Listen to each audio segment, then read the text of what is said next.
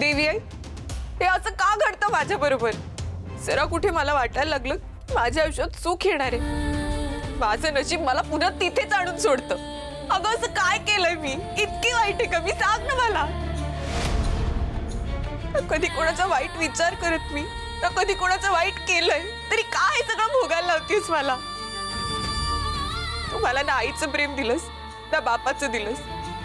अगं शुभू सारखा एक मित्र तेवढा दिला होतास फक्त, तर त्याच्या घरचे मला म्हणाले तू त्याला नादाला लावू नकोस. मी काय त्याला नादाला लावतेय का? असं का म्हणाले ते? मी काय इतकी वाईट आहे? मी शुभूची मदत घेऊन चूक केली का? पण खरंच सांगते, मित्र आहे तो माझा, खूप निर्मळ मनाचा आहे, काही करायला रेडी असतो माझ्यासाठी. ना त्याच्या मनात काही वाईट आहे ना माझ्या मनात खरंच. पण तरी असं असं का वाटतंय त्याच्या घरच्यांना? देवी अगं इतकी दुःखच द्यायची होती तर कशाला आणलंस या जगात मला?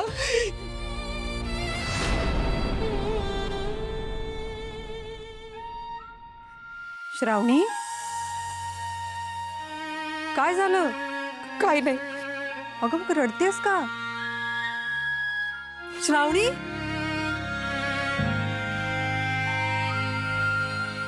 देवी आई, श्रावणीचं काय झालंय मला नाही माहित, पण या मुलीच्या आयुष्यातली सगळी दुःख मिटू दे.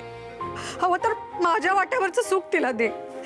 आजवर फक्त तिच्या चेहऱ्यावर अश्रू पाहिलेत, यापुढे तिच्या चेहऱ्यावर फक्त हसू पाहायचंय. काहीतरी चमत्कार कर देवी आई, काहीतरी चमत्कार कर.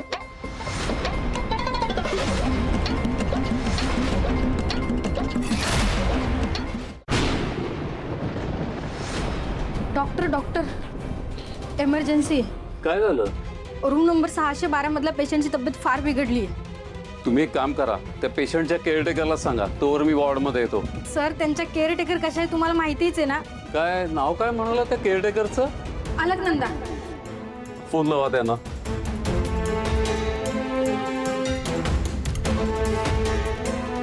सर, फोन लागत नाही त्यांचा. आता काय करायचं? सर, काहीतरी करा, नाहीतर ती बाई खूप डेंजर आहे. पेशंटला काय झालं ना तर ती आपल्याला सोडणार नाही. डॉक्टर 612 मधल्या पेशंटची तब्येत अजून बिघडत चालली आहे. काय उपाय करता येईल? त्या अलकनंदा मॅडमचा लँडलाईन नंबर आहे का आपल्याकडे? Landline number? एखादा इमर्जन्सी नंबर दिला असेलच ना त्यांनी? आपल्या हॉस्पिटलचा नियमच आहे ना तसा. हो सर, एक इमर्जन्सी नंबर दिलाय त्यांनी, पण त्यावर फोन करू नका असं सांगून ठेवले त्यांनी. तुम्ही तो नंबर शोधा आणि मला द्या. आपल्याला काही पर्याय नाहीये, इमर्जन्सी आहे.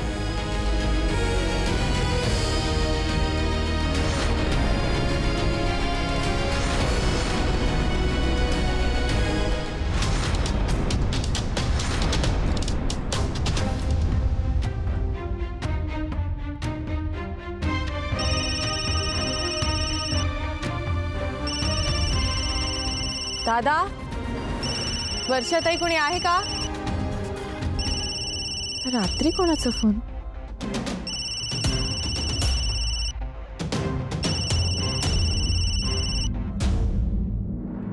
हॅलो. हॅलो, अलकनंदा मॅडम आहेत का? कोण बोलतंय? तुम्ही लवकर फोन द्या त्यांना, खूप अर्जंट आहे. अहो, इतक्या रात्री तुम्ही फोन केलाय, कुठनं बोलताय? मॅडम ऐका ना प्लीज, माझं त्यांच्याशी बोलणं फार महत्वाचं आहे. मग त्यांना त्यांच्या मोबाईलवर फोन करा ना तुम्ही. हे बघा मॅडम, आम्ही निर्मला देवी मेंटल हॉस्पिटल मधून बोलतोय. इथे पेशंटची इमर्जन्सी आहे आणि त्याच्यासाठी माझं अलकनंदा मॅडमशी बोलणं फार महत्वाचं आहे. आणि आम्ही पर्सनल नंबरवर फोन केला होता, पण फोन लागत नाहीये. प्लीज त्यांना फोन द्या. मेंटल हॉस्पिटलमध्ये कुठला पेशंट? हे बघा, माझ्याकडे तुमच्या प्रश्नांची उत्तरं द्यायला वेळ नाहीये. प्लीज त्यांना फोन द्या. बरं मी सांगते त्यांना. हा कोणता पेशंट आहे ज्याच्याबद्दल कोणालाच काही माहित नाही?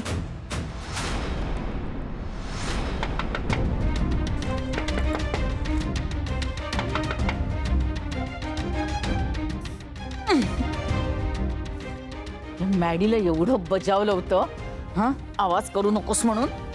कान फटून काढते आता चांगली.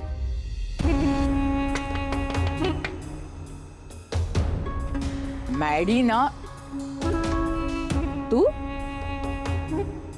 काय काम आहे? मला कशाला उठवायला आलीस तू? मला झोपायचंय. चल. निर्मला देवी मेंटल हॉस्पिटलमध्ये कोण आहे? काय बडबडतेस? निर्मला देवी मेंटल हॉस्पिटलमधनं फोन आला होता. ते डॉक्टर म्हणाले तुमच्याशी अर्जंटली बोलायचे. तिथे तुमचा कोणीतरी पेशंट ॲडमिट आहे असंही म्हणाले. काही बडबडतेस का? रॉंग नंबर असेल. Wrong number? मग दुसरं काय? आणि तेवढ्यासाठी तू इथे मला आत्ता एवढ्या रात्री उठवायला आलीस? ते डॉक्टर म्हणाले त्यांना अलकनंदा मॅडमशी बोलायचं. मग अलकनंदा काय मी एकटीच आहे? अख्ख्या कोल्हापुरात 1000 अलकनंदा असतील.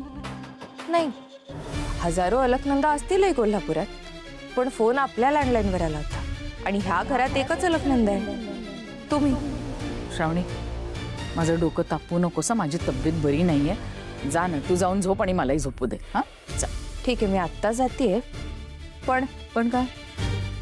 पण काय? नीट ऐक. माझं कोणीही कुठल्याही हॉस्पिटलमध्ये नाहीये, पहिली गोष्ट. आणि फोन कुठून आला होता? Mental hospital. तो डॉक्टरच मेंटल असेल. नाही, कारण मेंटल हॉस्पिटलमध्ये असे वरचढ असतात ना, एकापेक्षा एक.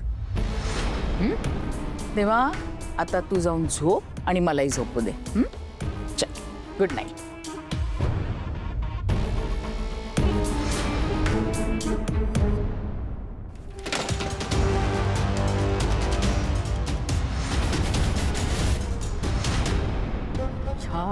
ह्या लोकांना 1000 वेळा सांगितलंय घरी लँडलाईनवर कॉल करत जाऊ नका म्हणून.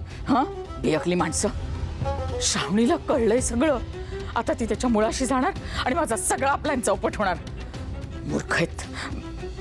डॉक्टरलाच फोन लावते. हॅलो. हॅलो काय हॅलो?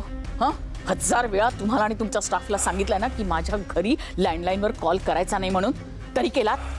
अहो, एवढी वर्ष मी ही गोष्ट लपवून ठेवली, सगळ्याची माती करून टाकली आहेत. मॅडम माफ करा, आम्ही तुमच्या मोबाईलवर फोन केला होता पण लागला नाही म्हणून लँडलाईनवर फोन केला. काय एवढं काय काम होतं एवढ्या रात्री? मॅडम, तुमच्या पेशंटची तब्येत खराब झाली आहे, त्यांना इंजेक्शनची गरज आहे. द्या ना, मला कशाला त्रास देताय? मॅडम, आमच्याकडे इंजेक्शनचा तुटवडा आहे. आम्ही सगळीकडे शोधलं पण कुठेच मिळत नाहीये. हे इंजेक्शन पुढच्या अर्ध्या तासात नाही मिळालं तर तुमचा पेशंट म्हणजेच शिरीष घाणेकर मरेल आणि त्याला आम्ही जबाबदार नसू. काय? नाही नाही, तो मरता कामा नाही. मी घेऊन येते इंजेक्शन.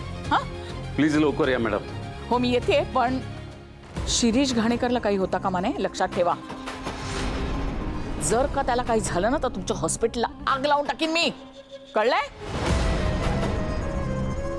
नॉनसेन्स. शिरीष घाणेकर मरता कामा नये. त्याला काही झालं तर माझ्या आयुष्यभराची मेहनत फुकट जाईल. इंजेक्शन मिळत नाही म्हणे.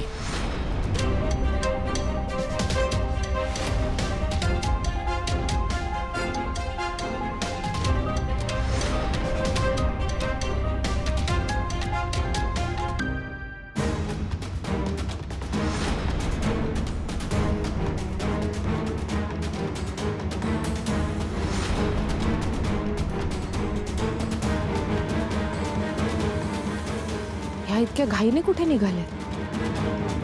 मेंटल असायलम मधनं फोन आला आणि ह्या आता रात्री बाहेर पडल्यात म्हणजे नक्की काहीतरी गडबड.